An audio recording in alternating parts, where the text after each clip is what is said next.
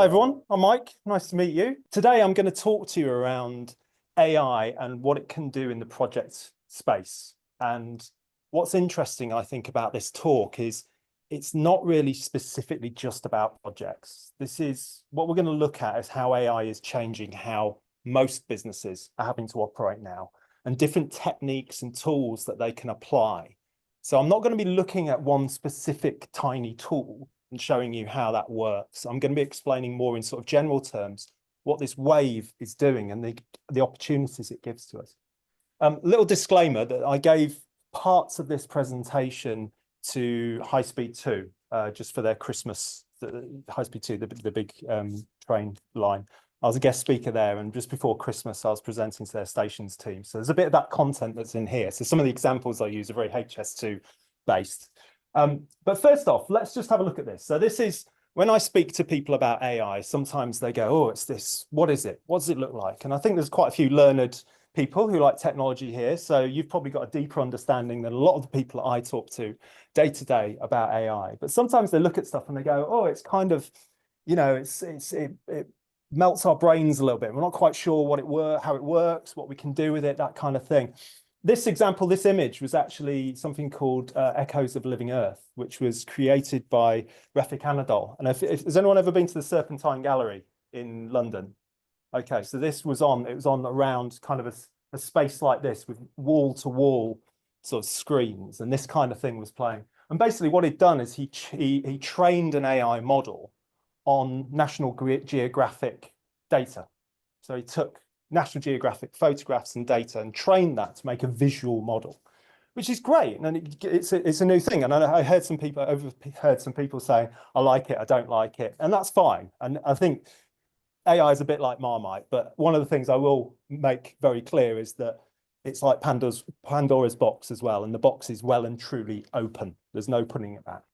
Anyway, that's sort of a little intro. Hopefully this is going to move. So today I'm really going to talk a little bit about AI being a new type of toolkit. There's a couple of analogies that I use when I'm doing what I do, but first off, let me just give you a little bit of an intro to who I am, because at the moment I'm just a random person that's talking to you. So I set up something called the AI Accelerator about 2 years ago, and I've spent the last 2 years working with businesses, SMEs, individuals, but also large organizations like Fortune 500 companies, helping them to understand what this technology is, what it can do, and how they can utilize it. And what we're at in a very interesting point right now, and something that's really exciting about AI is the speed of development. Some of the concepts that I'm going to talk about in terms of the terminology that we use didn't exist 6 months ago, okay? And so it's quite an interesting place to work. Stuff I do, so we've got an online course, we've got sort of online content. If you're on LinkedIn, connect with me, I drop loads of stuff on there. But most of the work that we do is around training and support of organizations in adopting AI. So understanding what it is, understanding why it's relevant, why should they be looking at AI and what does it mean? And then building a framework for their organization about how they can use it. And I do that with, as I say, small organizations, but also do it with projects and larger projects as well. I'm going to start working with Heathrow this month, so on their sort of expansion team, so helping to train them and get them ready for it. In terms of other organizations, so Major Projects Association, which I know you're aware of. Other places, like I do guest lectures for University of Westminster and World Rugby, things like that. Other clients, we've got things like Virgin, those sort of companies. Okay, that's me. The AI toolkit. So today we're not just talking about one thing. We're not going to be just ChatGPT, right? Because that's kind of what people expect. They go, oh, it's going to be another ChatGPT thing. We're going to talk about generative AI, yes, but we're also going to talk about a lot of the other technologies that sit around that. But before I get onto that, I just want to tell you about a little project that I've been working on recently. And this is something called IsmBot, okay? And it's inspired by Isambard Kingdom Brewell. And we have this challenge, and I work sometimes with the rail industry, as you can tell, but this challenge around experts leaving the organization, okay? And there's a term for this, it's organizational amnesia. So what happens is you've got these experts, particularly in the rail industry, we found this, where you've got people who understand how signaling systems work. And these signaling systems might be 20, 40, 60 years old.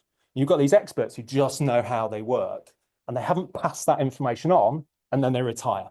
It's a real issue. It's a big issue within organizations. And there's a similarly to this to projects as well, which I'll talk about in a little while. But what we did with Ismbot is we looked at how can we capture that information of these experts leaving the organization, retiring, dying, whatever they do. And we looked at very simple ways of doing this. And this was about a year ago. We put together something simple, an AI-powered chatbot, okay? So we put together a very simple system using a vector database. Does anyone know what that is? Yeah, a few nods, vector database, type of database that you can use with AI, basically. I use very simple terms, I don't go too technical. And created this chatbot, which basically used something like a ChatGPT, one of these generative AI models, to answer questions. And we fed it a load of data. And the data we fed it was conversations with experts. So people who are leaving. We said, tell us about what you know. Tell us about your experience. Tell us about what goes wrong with this particular signaling system. What books do you have that aren't in public domain? Oh, and they're dusting off these books. And we built this thing. And the thing that I just want to make clear to people to understand what's going on at the moment is 2 years ago, probably, I wouldn't have thought this was possible. And I've generally built technology solutions for consultants and big companies. I wouldn't have thought this was possible. I built this in about 2 hours, and that included testing and getting it working. So we've got this radical change in how you can bring concepts and ideas into product very quickly. And that's, for me, is just makes it really interesting time to be involved and scary. So if you're working on a software project at the moment and it doesn't have AI built into it, there's a risk, okay? Also, is it expensive? No, I used a free license to do this. And if you were going to pay for it, I think it's $25 a month. So, you know, the barriers are coming down to this. If anyone's interested, I use something called Vector Shift for this. Anyway, so that's a project to explain using AI to help. And the idea of this was that a graduate or someone who's just entering the business can go, tell me about read track circuits, some sort of esoteric signaling system thing. And they could type that in, and this chatbot would use AI, generative AI, to go and interrogate all these notes and transcripts that people had and this intelligence that was leaving the organization and access it and get relevant information for them to help them with what they're doing. It's a very practical example of using Gen AI. And most companies at the moment who are implementing AI are looking at something like this. They're looking at some kind of a chat bot, some way of accessing all their corporate knowledge and data. In fact, I think Accenture was saying that, anyone from Accenture here? No? Okay. I thought I was going to get fact checked, but it's one of their lead AI people was saying that 95% of their projects that they were doing were this kind of thing. It's called Retrieval Augmented Generation, RAG. It's a way of accessing your own documents with a generative AI model. Okay, let's move on to this. So one of the biggest problems at the moment with AI is the noise. So if you look at AI software and tools, there's thousands, okay? And people aren't really sure always what that means and what that is. So before we go into more of the depths of where we're going with this, I just want to cover some basics. And I apologize if you know all of this stuff. Don't worry, it's not an explanation of how AI works, but it's just my view of this. So for decades, and AI goes back to 1950s, if not earlier, we've been using AI for very specific tasks. So autonomous driving. So this idea of being able to drive a car, translation, fraud detection, detecting breast cancer, things like that. Very specific niche applications of artificial intelligence, using lots of data, looking for patterns, and creating a piece of software effectively that can go from input to output is how I describe AI. So these are very specific things, and this is where all the energy and effort has been. But for quite a long time, computer scientists, including maybe some of the people in this room, have wanted to talk to computers. Okay, it's kind of cool. See it on sci-fi movies, this idea that you can talk to a computer and you get it to do things. And what's happened is that process of talking to a computer has led us to kind of where we are at the moment. If you look down here, we've got all sorts of developments that have happened in terms of being able to talk to a computer. Most of them are around language. But what happened was this event around sort of 2017, I think it was. There was a paper you probably heard of, Attention is All You Need. Some Google engineers basically came up with and solved one of the key problems using what's called an attention mechanism. And what that kind of meant is that it made big talking to computers possible, right? That's essentially what happened. And that spark has led to what we've got now in the form of generative AI. And the key difference is it's a general purpose AI.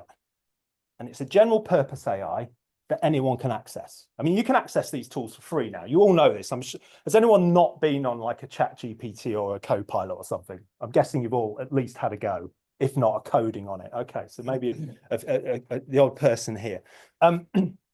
This progress of 70 years got us to the point where these things started moving, really, and became useful.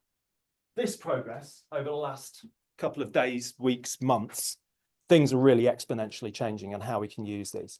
And what I'm going to talk to you about today, a little bit later on, is how we can use some of these new capabilities which are coming out, specifically in the project sphere. Okay. Large language models. So a large language model is a general purpose model. It's an AI that can just help us with stuff, okay? Because it's trained on language. It hasn't been given one particular thing to help us with. We're in a new place with artificial intelligence, and we're all in this new place at the moment. And AI is kind of in these two spaces. Traditionally, artificial intelligence was all in research and development. And you had to be a sort of a deep learning expert or a PhD or whatever to get involved with it and build things. That kind of changed when these general purpose models were released to the general public.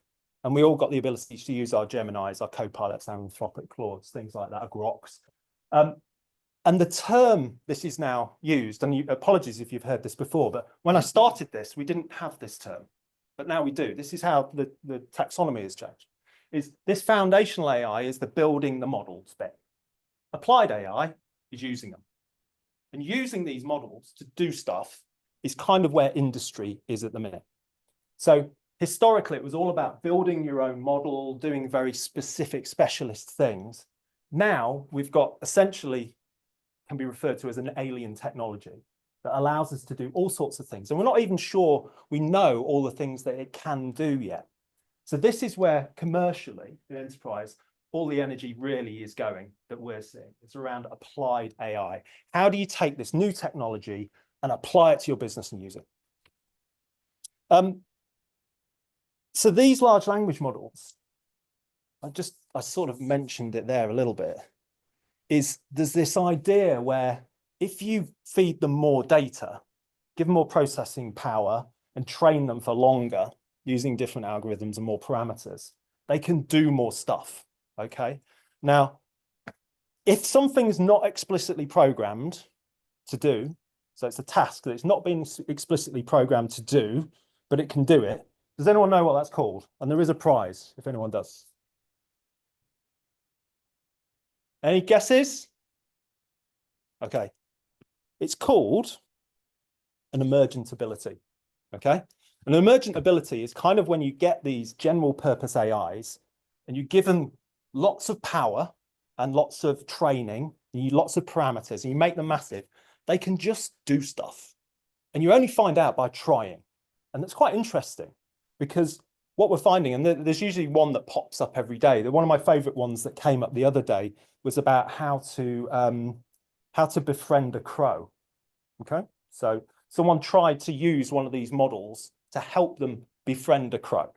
So they successfully made friends with a crow and it would bring them gifts. And no one sat there and programmed into that model, I want you to teach someone how to befriend a crow. They've just tried using it and it's done it. It's done a pretty good job of it. So these are kind of emergent abilities of these large language models. And one of the things that we do through our trainees, try to explain to people what this means. Because essentially, like I say, we've got this weirdly alien new technology that can do all sorts of things. We're not even quite sure we know all the things that it can do, but we do know it can do some cool stuff. Now, it's flawed. There are problems. Someone pointed out just earlier around this idea of it can hallucinate, it can make things up. And there are these edges and problems with it. But there's also a lot of good stuff that it can do. So I've got this little graphic, and I'm just going to pop it up there to just give you a feel. So I've got like an interactive Figma thing that I can send you afterwards on this. And the idea of this is in the middle, we have the emergent abilities of large language models, the kinds of things they can do. This is your ChatGPT, your Copilot, your Gemini, Grok, DeepSeek, whatever it be. It can kind of do all of these things just because it's being trained on lots of text. So kind of things it can do: language understanding generation, knowledge, reasoning, that's getting better. Cross-domain abilities, the ability to translate to code. Creativity, so we can ask it to help us generate ideas, poetry, imagery. Social and emotional understanding, so ranking things, being able to pull insight from the way people speak, from the tone of their voice. Something called task-specific skills, so this is like the ability to summarize information, moderate content, those kind of things. Learning and adaptability. They can learn, but they're not constantly learning. I just need to clarify that. A lot of people that we train think that AI is constantly learning from every interaction we have with it. That's not actually the case. They have to be trained to do that. And then scaling-driven behaviors. And scaling-driven behaviors are kind of like these weird quirks where you just make something bigger and it can do more stuff. And we're going to explore that in a little bit more detail. So that's kind of the emergent abilities of large language models. And you can kind of think about large language models as kind of essentially a new type of operating system. They're a new way of creating software. Has anyone created a custom GPT? Does anyone know what that means? Where you program a GPT, you make a little AI thing to do it again and again in ChatGPT. That's a type of software in a way. You're creating an input, it's generating an output, you're creating software. So I was talking to someone who was vibe coding earlier, you know, this idea that we can make software a lot easier. So LLMs, or large language models, are kind of like this glue in the middle. But there's a lot of other stuff going around the other side. And I'll come on to that in a second. I'll drop my headphones, apologies. Later. If anyone's as old as me, they'll remember a time, probably about 2008-ish, when mobile phones became a thing. Well, sorry, smartphones became a thing. iPhone came out. And if you remember that time, as I do fondly, I was late to get an iPhone, actually. There was a time when you could go on the App Store and there was a new app every day. And it was like, oh, wow, there's a new app. It can walk my dog. It can check my cycle. It can tell me if I'm going to be late for the doctors. It can, you know, guide me home at night. It can talk to the transport. What was essentially happening there was not one technology, okay? It was a bunch of different technologies that came together at one point. And it was at that point where those technologies came together that you got this big growth as people go, hold on, I can do that. So for instance, a phone, it's not just a mobile phone, it's an accelerometer, it's a camera, it's a GPS, it's data, it's a touch screen, it's memory, it's a speaker, it's all those technologies came together at once in one place. And then we go, hold on, you put all that stuff together, we can do some pretty cool stuff. And that's essentially what's also happening with AI at the same time. And we call these complementary technologies. You can call them whatever you like. But again, going back to my little circle here. So in the middle, we've got our large language models, which are kind of like the glue. They let you ask a computer to do something with natural language. Round the outside, we've got these other technologies, which are equally powerful, but complement it. And I'll just set this off because it kind of goes through and does its thing. So for example, we can generate audio. So people have probably seen this ability to generate audio using AI now. So that adds in. You can use that for generating voices, dubbing things, changing the language and exploring those concepts, creating movie soundtracks, things like that. Audio recognition, the ability to understand sounds, to understand what that sound means, like the noises in the background. We've got text to speech. So this ability to turn text into natural speech. I did quite an interesting experiment the other day. I run an event called Unethical AI, where we explore the bad side of AI and see how bad it can be. And we do that on purpose to see how far you can push it so people are aware of how dangerous it is. And in that session, I spent the afternoon before just weaponizing AI and seeing how bad it would be. I was able to basically copy someone rather famous's voice, one of the dragons from Dragon's Den. I was able to copy his voice. I was able to dub it onto a still image of him, which then was animated with his lips, and generate a whole fake narrative about that individual using these tools. So they're very powerful and potentially dangerous tools as well. Transcription, which for me, pound for pound, is probably the most powerful complementary technology you can use. If anyone hasn't tried talking to an AI yet to ask your questions, please give it a go. Okay, this has been recorded. When I meet people and I'm at conferences, I constantly wear a microphone. I record everything. Okay, and then I transcribe it, and then I've got 100% perfect memory recall of every event. That you might think have been unthinkable a few years ago, but thanks to COVID and people getting used to Zoom meetings and being online, actually people don't really care that much, we found. There are some idiosyncrasies around GDPR and how you use it, and there's a lot of grey areas. We have investigated those, but it's coming, and how we transcribe and use that data. Image generation, I'm not going to go too far into that because some of you have seen pictures of cats on skateboards and things like that, so you've got that feeding in. But the ability to recognize images as well. So this is an example. We tried this with Ismbot. We didn't know if it would work. We passed it a signaling diagram, this really weird esoteric diagram, and we said, what is this? What do you think it is? These things haven't been trained on signaling diagrams for all we know. It was able to go through that signaling diagram and identify potential points of failure. So a new engineer would be able to look at it and say, this is what this diagram's showing you. This is what you can do with it. Helping people, giving them that capability. You can create 3D worlds now. I don't know if anyone's seen procedurally generated 3D using AI. And videos. Videos are very simple to do now. You can do it on your mobile phone. Another key one is web search. So if has anyone tried using deep research, one of these new deep research models? Okay, so this is where you give like a chat GPT access to the internet. And someone asked about hallucination earlier, and you said, oh, it hallucinates a lot. Well, that's because it's being trained on this data and it doesn't care whether it tells you the right answer or not. But if you give it access to the internet, it can go and check its own information and do that. So web search is very powerful. And if you've not tried it yet, I'd recommend having a go with Google Gemini's web search, especially the deep research one. It's incredibly powerful.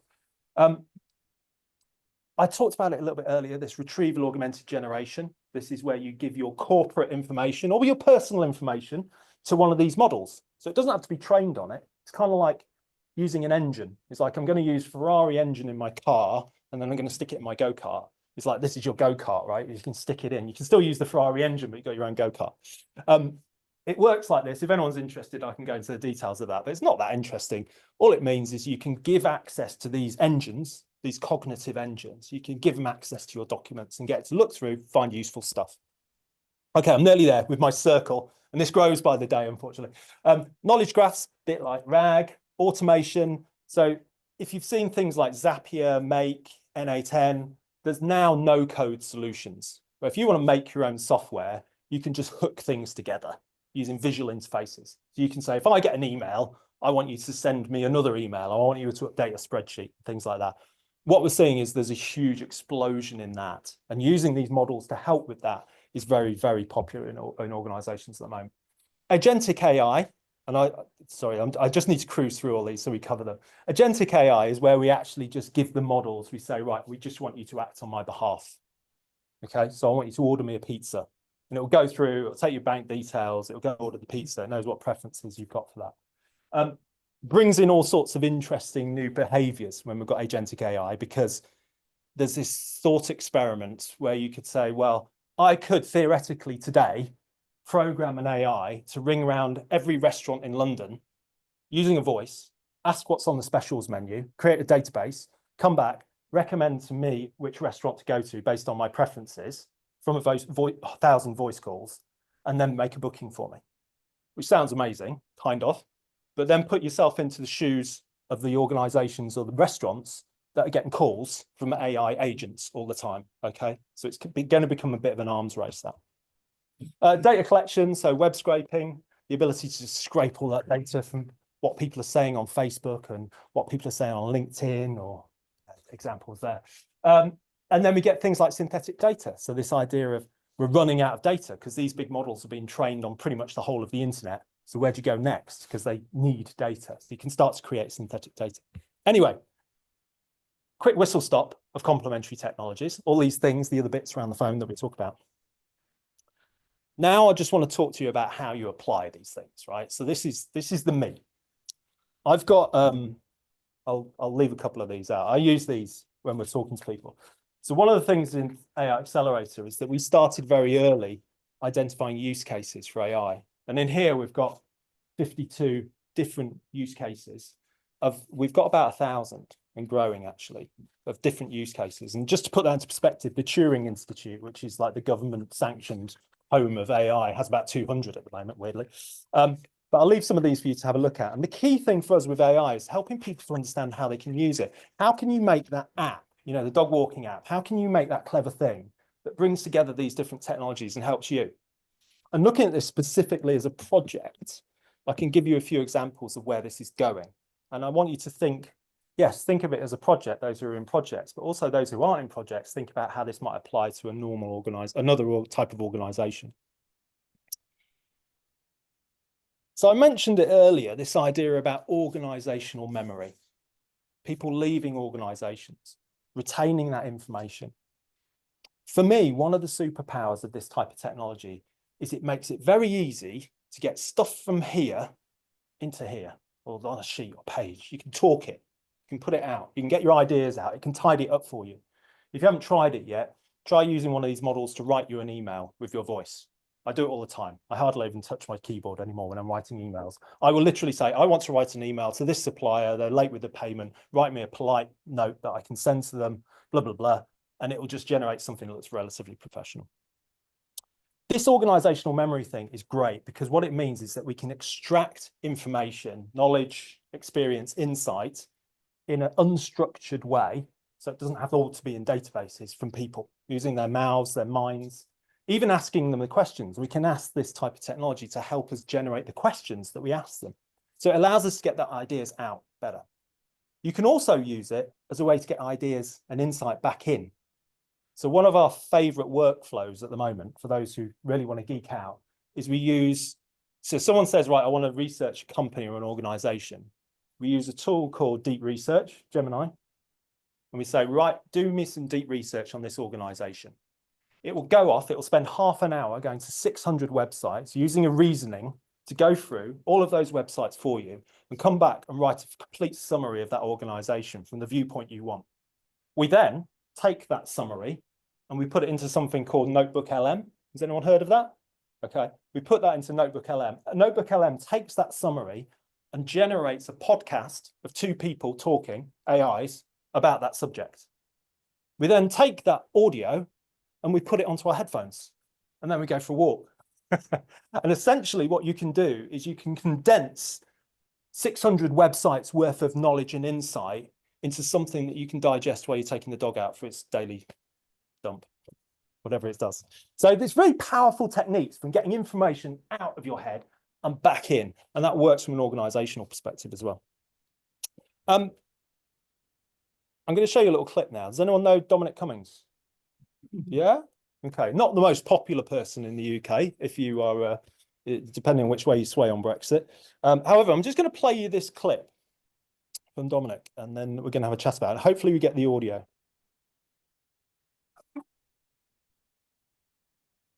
To run what you might call synthetic polling and synthetic focus groups inside large language models. And it is possible.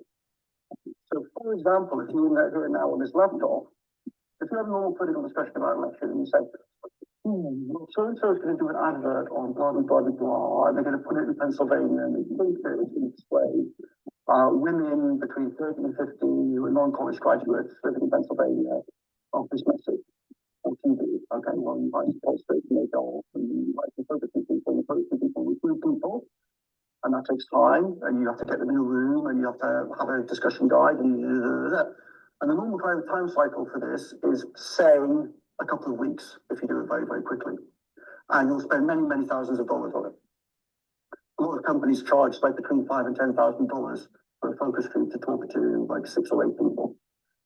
But then we're here now, he could type that request into his laptop and say, what do women between 30 and 50 non-college graduates in Pennsylvania, white or black or whatever, think about the following question?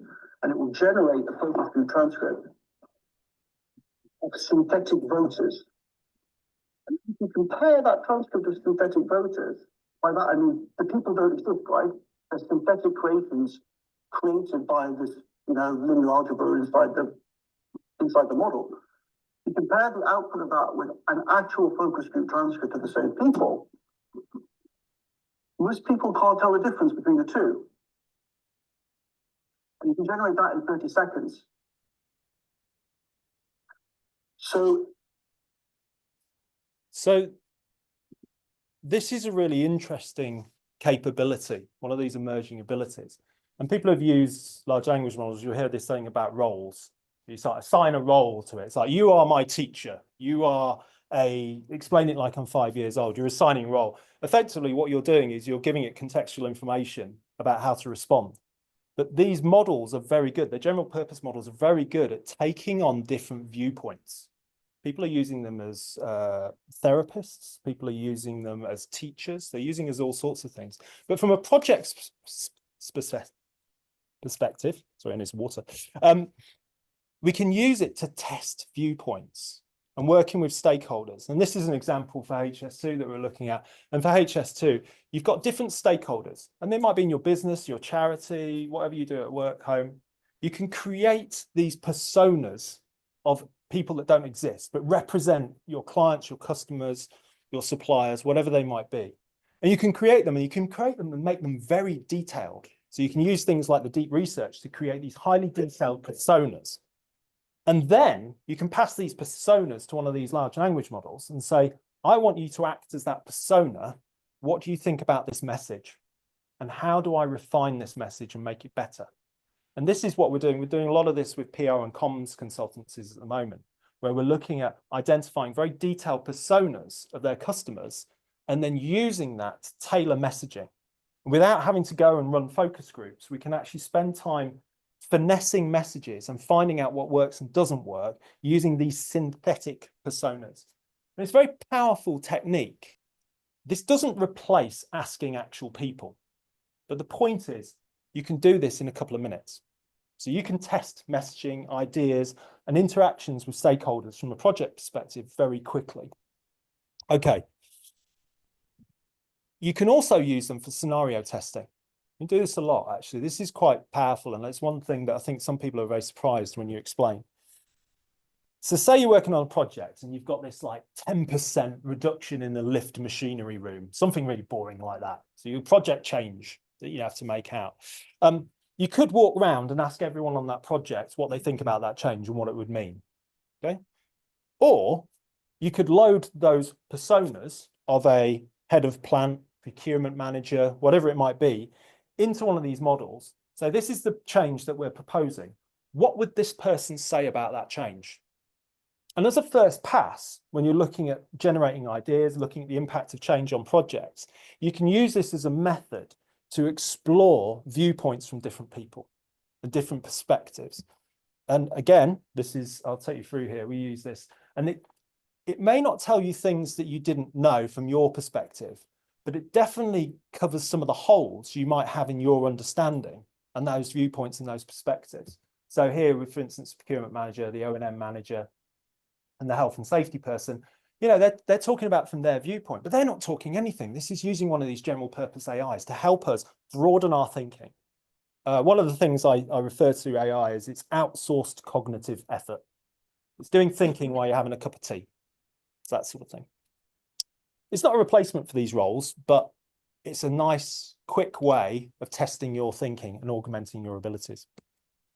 Okay, let's talk about a couple of other ones. Requirements gathering. Has anyone's ever done any requirements gathering? This is one of the things that actually caused me to leave the consultancy I was working at, because we used to do requirements gathering that lasted about a month or 2 months. Okay, when I started to explore these tools, I realized that I could do a month's work in about half an hour. And at that point, I realized that my consulting career needed to change. And that's why I moved into AI. Just to give you an idea, I did this with World Rugby. And we were looking at gathering 40 people's viewpoints on a piece of software and what they thought that software should do, all the requirements for it, how it should work. essentially set up a process where they could answer a questionnaire that automatically went into a database. I used a tool called Notion. If anyone's used Notion, I just hooked that up. It's just like a online platform. It's like a Google Sheet kind of on steroids. Pulled that in, had chats with those who wanted to have a call about it, transcribed those chats, put all of that into a large language model and got it to generate requirements. And it actually came up with 200 very detailed requirements. And as World Rugby said, that's probably the most detailed requirement and accurate requirement gathering exercise we've ever seen. And it was done in a couple of hours in terms of aggregating that information and pulling it together. And it was accurate. It got them a really good result out of it. So we're going to see some changes in behavior as well because of this. So one of the things I've tried in the project environment is using AI to help with reporting. So we do reporting. We ask people, how's things going? How's the project going? Have you finished yet? So what we did is we tried, instead of just sending an email out and say, tell us what you think, we're on a call. And we had suppliers on a call with us. And we said, it got around to their part of the conversation. We said, yeah, okay, well, we're doing, things are progressing okay, this, that, and the other. And I said, oh, just hold on a second. And I just pressed the button. And it automatically started to transcribe everything that came out of the supplier's mouth straight into the progress report. Okay, so they could see their words on screen going directly into our progress report, verbatim. It was interesting the way their behavior changed. Before I pressed that button, it was very much, oh yeah, we're good, we're going to do that, we'll do that next week. The way the behavior changed was that supplier became very clear about what they were promising. And for me, this is a big one for projects, is using these technologies. It doesn't mean you didn't always have to use the large language model thing. Sometimes it's about these change of behaviors where we can use things like recording and transcribing people's words to help us get better or arguably worse types of data collection. So this is new techniques that we're having to try out at the moment. Site surveys. So I worked in major events for quite a while and also work on projects as well. And this is quite a key one. And we looked at how can you enhance site surveys with AI? Okay, well, let's take a very basic thing. So what we'll do is, and I actually I've got a video somewhere of me walking around the park showing people how to do this. But basically you go onto site to do your survey. What would typically happen is you'd have a checkboard, tick a few boxes, take a few photos, go back, wait a couple of days, type it up, realize that you've missed something, have to go back down to site, go and figure out what you've missed, take another photo of that, bring it back, rewrite the report. What we actually tried, and it works really well, was you put a headphone in and you record it. And it looks like you're just on the phone to someone.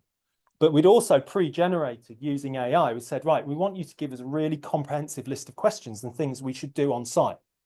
And we instructed the people who are doing this to read out those questions and then read the responses to them. So have you got fire extinguishers? Yes, we've got 2 fire extinguishers. And these people were wearing microphones and recording the audio. So while they're on site, every single conversation they had was being recorded. And then it was transcribed. So we stopped for a little coffee break, took that transcription, passed it through a transcription model to get the text out, passed the initial questions, context about the job that we were doing, and that transcript into the large language model, and then said, we're here on site, what have we missed? And it nailed it. It said, right, you've missed accessible parking and you've missed waste. And you probably need to talk to that person who I couldn't even remember the name of, which was actually captured in there with the guy that I was with, captured that name. So we're like, oh, actually it was Derek or Simon or whatever it was. Very powerful technique. And we're looking to roll this out in all sorts of different places at the moment. And it's not, what I've explained to you is not difficult. Okay. It's just putting together different types of tool in the same way that we, pack the apps together for the mobile phone.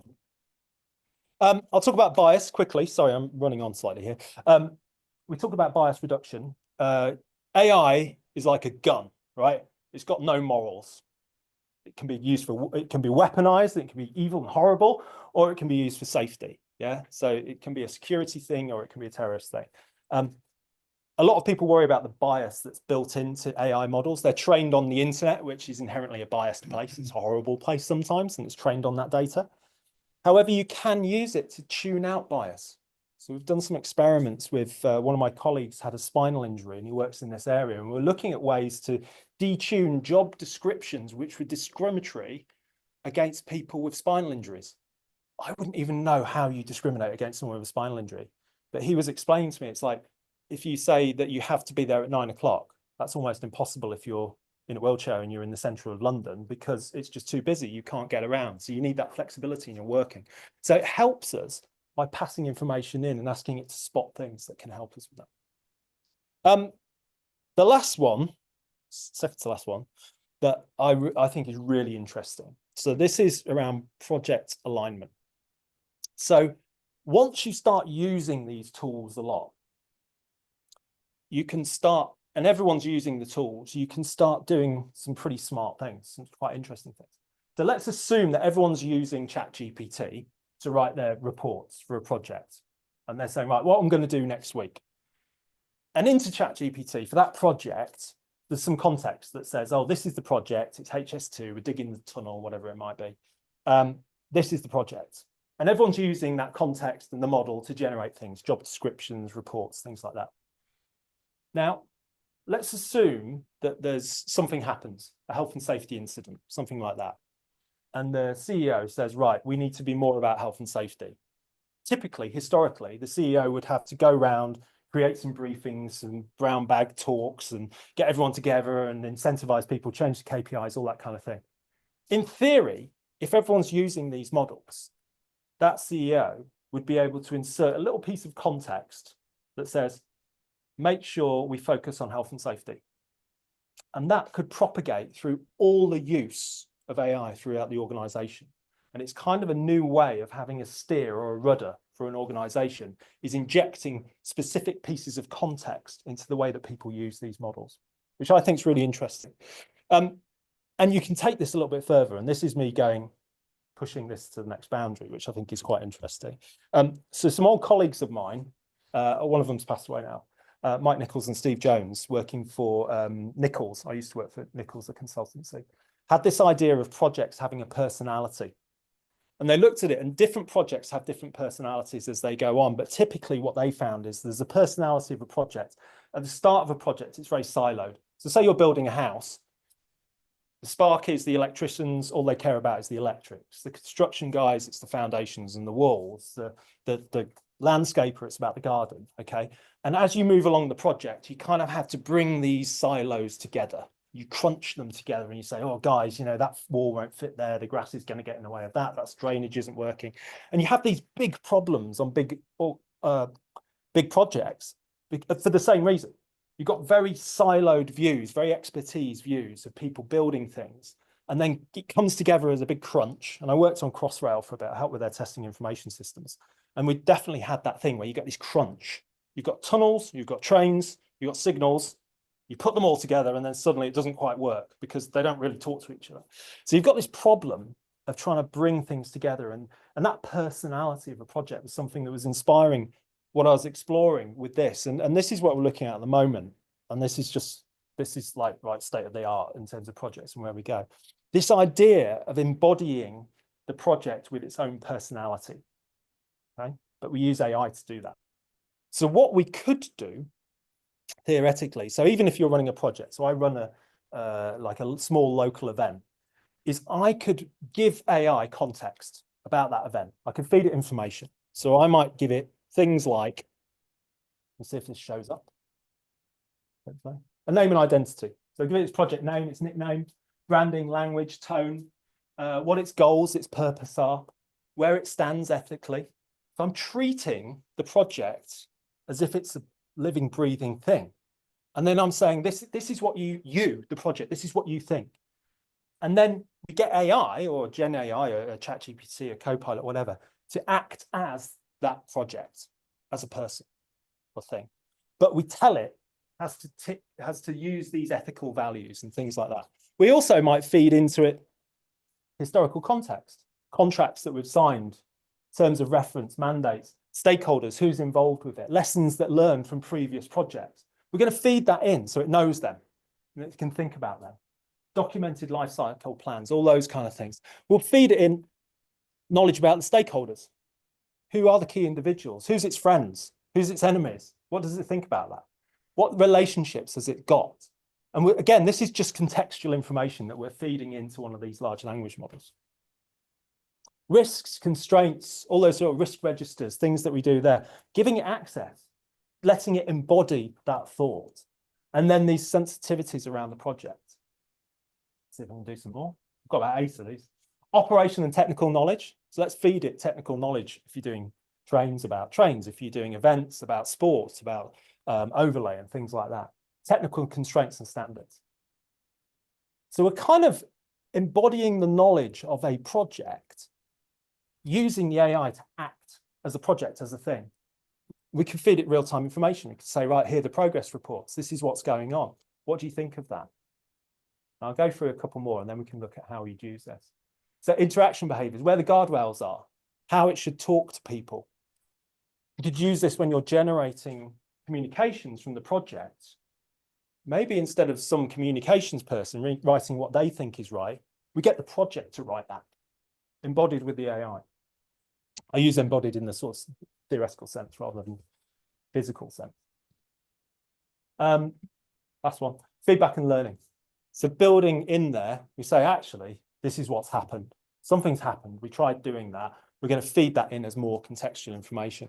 And this concept that instead of treating a project as a bunch of individuals, which it is, it's a bunch of people delivering stuff, but we could use AI to represent the project as a person. And if we do that, in theory, we can ask it questions. Should we be doing this? What did someone say about this decision? Why am I looking at this picture and it's not making sense? Who made that decision? Why is that wrong?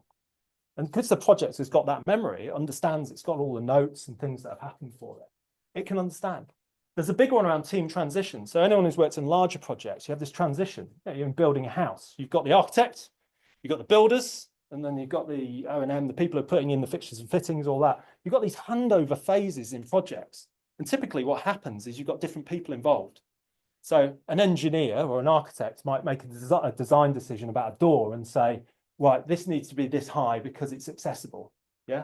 And then the builder arrives, he looks at the picture and he goes, too high. Can't get doors that side. So yeah, we're not doing that. The project personality, when the builder's looking at that and going, why is it so high, would be able to look back at its experience and its knowledge that it's got and say, actually, the architects thought it needed to be that high because of whatever reason. So it's allowing us to connect that information, allowing it to align those stages so it knows where it's going. Projects are very much, especially large projects, are dominated by egos, I've found over time, and personalities. Big projects, big people delivering big projects, big egos.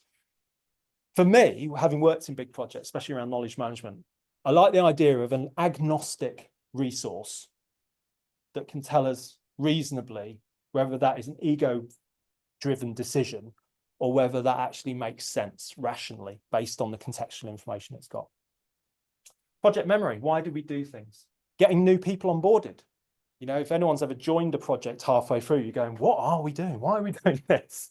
It's like, chat to the project personality. It will explain everything. It will help you. We just need to provide you the right contextual information. Helping us to resolve issues, give us ideas for how we might resolve that. And having a unified voice and a strategic or moral compass, which I actually think will become more important as we move forward to actually, you know, we build in the morals that we want. You know, why are we doing this project? You know, why, what was the reason for doing it?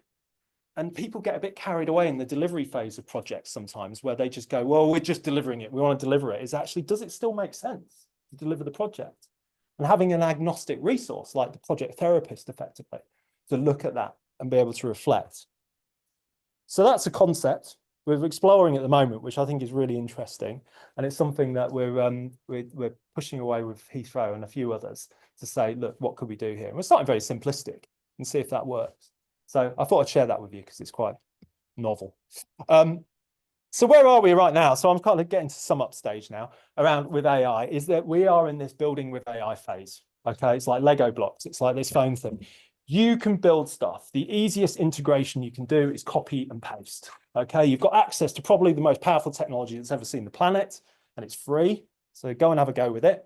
Try it for things. There might be emergent abilities that no one else has discovered yet that you might discover. It might be a very niche thing, but you might discover it.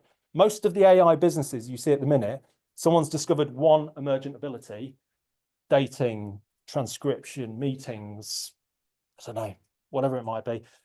They've found one thing and they're creating a business off the back of it.